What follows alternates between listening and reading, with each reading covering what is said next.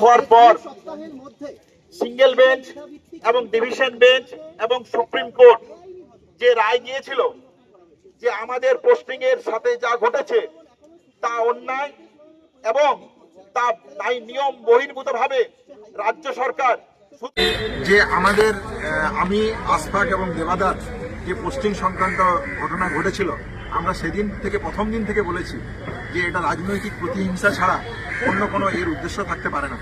সেই জায়গা থেকে আমরা আইনি আদালতে শরণাপন্ন হয়েছিলাম।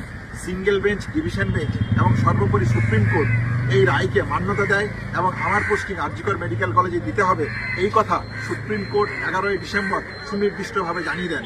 এবং সুপ্রিম কোর্ট এখানে আরেকটা কথা বলে যে 14 দিনের মধ্যে এই পোস্টিংকে বলবৎ করতে হবে আজ থেকে, মানে 11ই ডিসেম্বর থেকে 2 উইকসের মধ্যে। এটা সুপ্রিম কোর্ট পরিষ্কারভাবে জানিয়ে দেয়। আমরা আশা করেছিলাম যে সিঙ্গেল বেঞ্চের হার, ডিভিশন বেঞ্চের হার এবং সুপ্রিম কোর্টে পরাজয়ের পর রাজ্য সরকার অন্তত এই সিদ্ধান্ত সুপ্রিম কোর্টের পর মেনে নিতে বাধ্য হবে। কিন্তু দেখা গেল যে 14 দিন অতিবাহিত হয়ে যাওয়ার পরেও আমরা আজকে এসেছিলাম যে আর কোনো সুপ্রিম কোর্টের উপরে অন্য কোনো জায়গা থেকে নির্দেশনামা নিয়ে আসতে হবে কিনা, স্বাস্থ্য ভবনের কর্তা ব্যক্তিরা কি মনে করেন সেই জানতে আজকে আমরা স্বাস্থ্য ভবনে এসেছিলাম। আমরা এসে কি দেখলাম, এখানে দেখলাম স্বাস্থ্য ভবনকে একটা বিশাল পুলিশি পহরায় মুড়ে দেওয়া হয়েছে। আমরা মনে করি যে কোনো গণতান্ত্রিক আন্দোলনের উপর এই ধরনের পুলিশি পহরা বা পুলিশি বাধার সৃষ্টি করা কোনো প্রয়োজন ছিল না।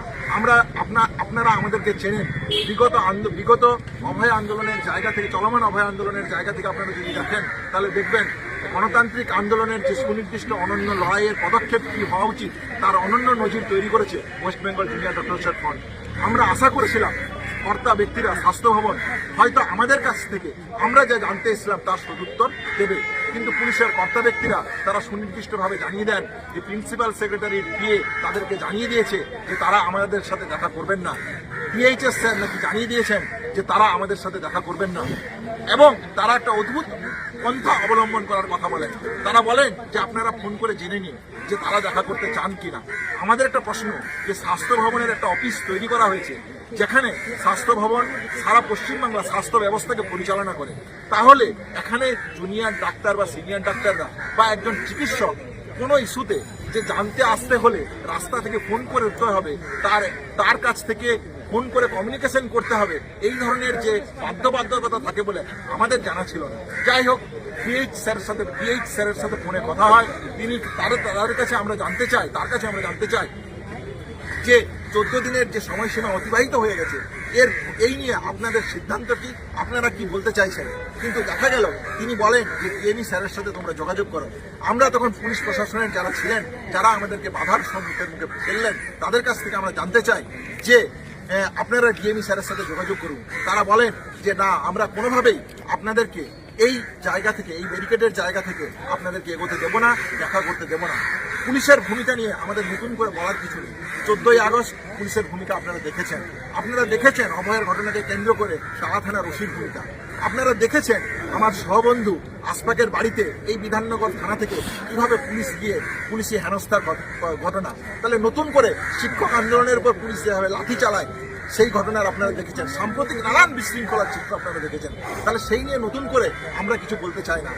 আজকে আমরা যে কথাটা পরিষ্কারভাবে জানিয়ে দিতে চাই যে শুভবুদ্ধি সম্পন্ন মানুষের কাছে একটা সুনির্দিষ্ট বার্তা আমরা রাখতে চাইছি।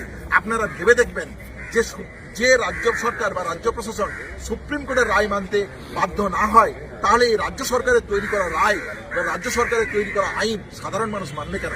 যে সুপ্রিম কোর্টের আইন 14 দিনের সময়সীমার মধ্যে স্বাস্থ্য ভবনের মানার কথা, সেই স্বাস্থ্য ভবন যে পরিচালিত পশ্চিমবাংলার স্বাস্থ্য ব্যবস্থাকে যারা পরিচালিত করেন, যারা এই পরিচালনার মাধ্যমের সাথে যুক্ত, তারা স্বাস্থ্য ভবনের আইন মানবেন কেন?